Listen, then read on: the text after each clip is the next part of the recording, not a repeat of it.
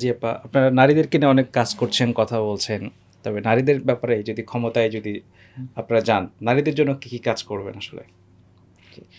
জামাত ইসলামী আসলে আপনি দেখেছেন ২০ জানুয়ারি একটা পলিসি সামিট করেছে এবং সেটার মাধ্যমে নারীদের জন্য কি, কি কাজ করতে চায় সেই জায়গাগুলো ক্লিয়ার করেছে। এখানে ১ম এ চ্যালেঞ্জটা ছিল হচ্ছে যে নারীদের বাধাগুলো কী সেটাকে আইডেন্টিফাই করা। আপনি দেখবেন বাংলাদেশের নারীদের আ কাজের শেষ নাই, কন্ট্রিবিউশন এর শেষ নাই।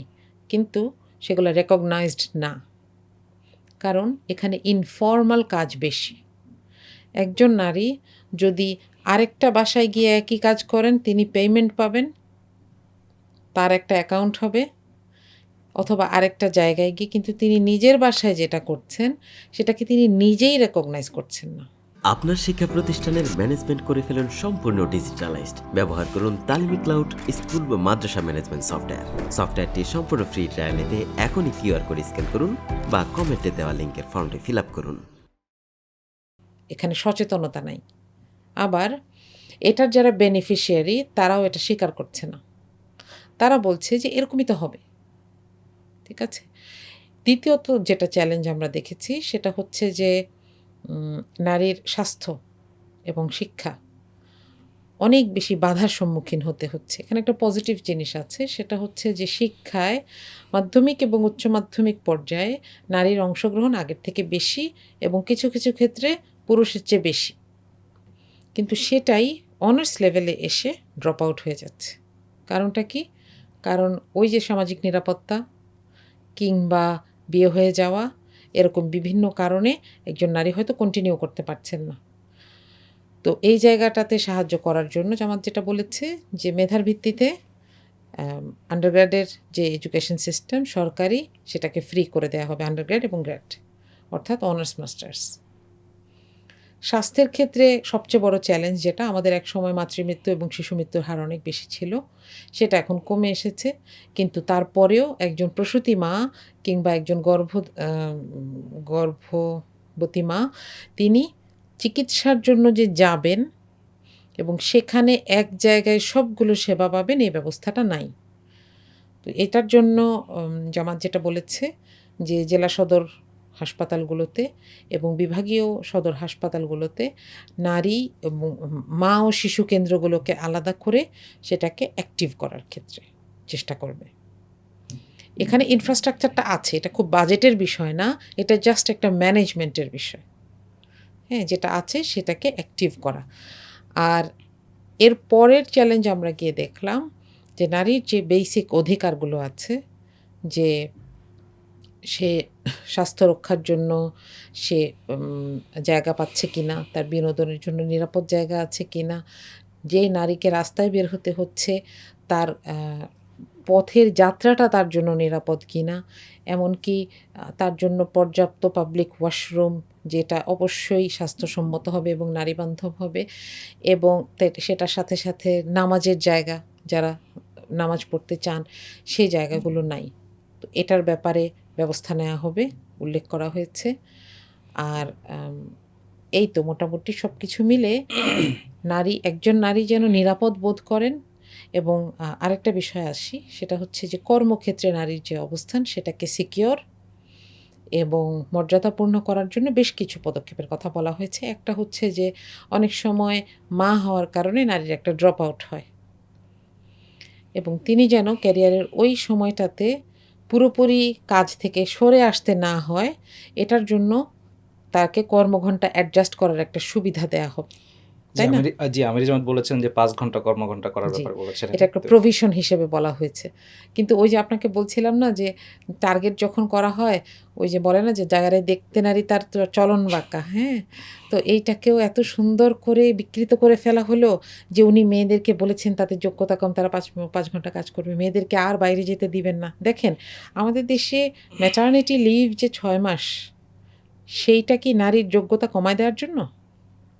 সেটা কি নারীর দক্ষতা কমায় দেওয়ার জন্য অফার করা হয়? তা তো না। এটা হচ্ছে নারী যেহেতু সভ্যতার পক্ষ হয়ে একটা বড় কাজ করছেন, তাকে সম্মান করা এবং তাকে একটু সুযোগ সুবিধা করে দেওয়া।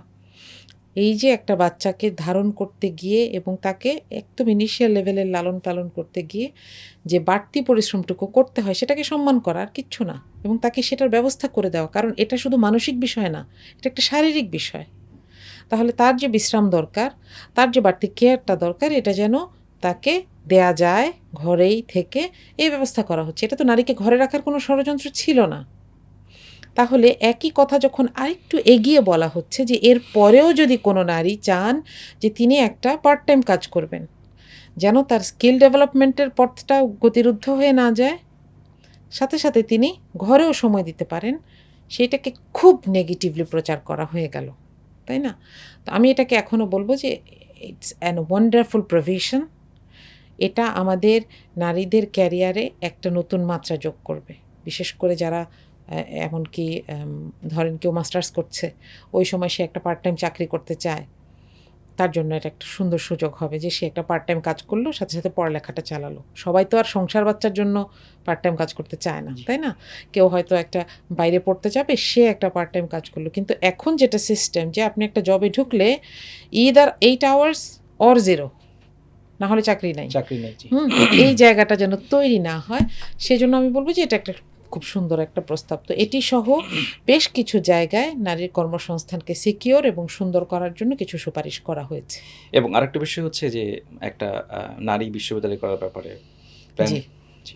জি জি জি এটাও আরেকটা প্রহসন আমি বলবো। দেখেন যে ইডেন এবং বদরুন্নেসা আছে, এমন না যে এরা এতদিন অন্য জায়গায় পড়ালেখা করছিল, কিন্তু এখানে ঝামেলা হচ্ছে কি দেখেন, এরা কার আন্ডারে কাজ করে? সেই ন্যাশনাল ইউনিভার্সিটির আন্ডারে। না হয় ওই যে 7 কলেজ, কয়দিন পর পরে আপনি দেখবেন যে এখানে একটা ঝামেলা লেগে গেছে। তো এখানে যেটা হয়, এই ঝামেলাটার কারণে অনেক মেয়ের ক্যারিয়ার নষ্ট হচ্ছে। দেখা যায় 4 বছরের অনার্স 5-6 বছরে শেষ হচ্ছে না। আবার কলেজ হিসেবে কাজ করার কারণে, যেহেতু স্বায়ত্তশাসিত না, তাদেরকে কি করতে হয়, ক্লাসগুলো নিয়মিত হয় না, কিন্তু টিচারের বাসায় পড়তে যেতে হয়।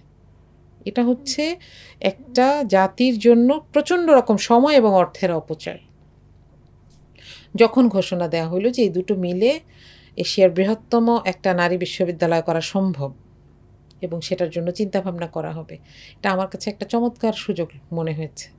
আমি নিজেই চাইবো আমার মেয়ে যেন এরকম একটা ইউনিভার্সিটিতে পড়তে পারে, যাতে তার আত্মমর্যাদা বোধ, তার কনফিডেন্স তৈরি সুন্দর থাকে, এবং তাকে জামাত কিন্তু কোথাও বলে নাই যে কো এডুকেশন যে ইউনিভার্সিটিগুলো আছে সেগুলো বন্ধ করে দিবে।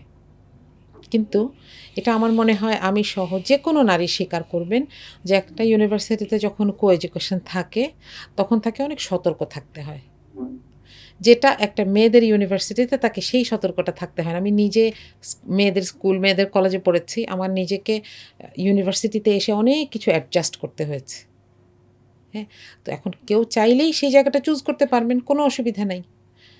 এটা কি দলের পক্ষ থেকে কখনো বলা হয়েছে যে কেউ একজন ঢাকা ইউনিভার্সিটিতে চান্স পেলেও তাকে তুলে নিয়ে ওই ইউনিভার্সিটি ছেড়ে দেওয়া হবে? বিষয়টা তো সেটা না। এক্সিস্টিং যে ইউনিভার্সিটি কলেজগুলো আছে সেগুলোকে সমন্বিত করে রিসার্চ এবং স্কিল বেসড কাজ করা হবে, এবং সেটা হবে স্পেশালি নারীদের জন্য। আমার কাছে এটাকে একটা ওয়ান্ডারফুল সুযোগ মনে হয়।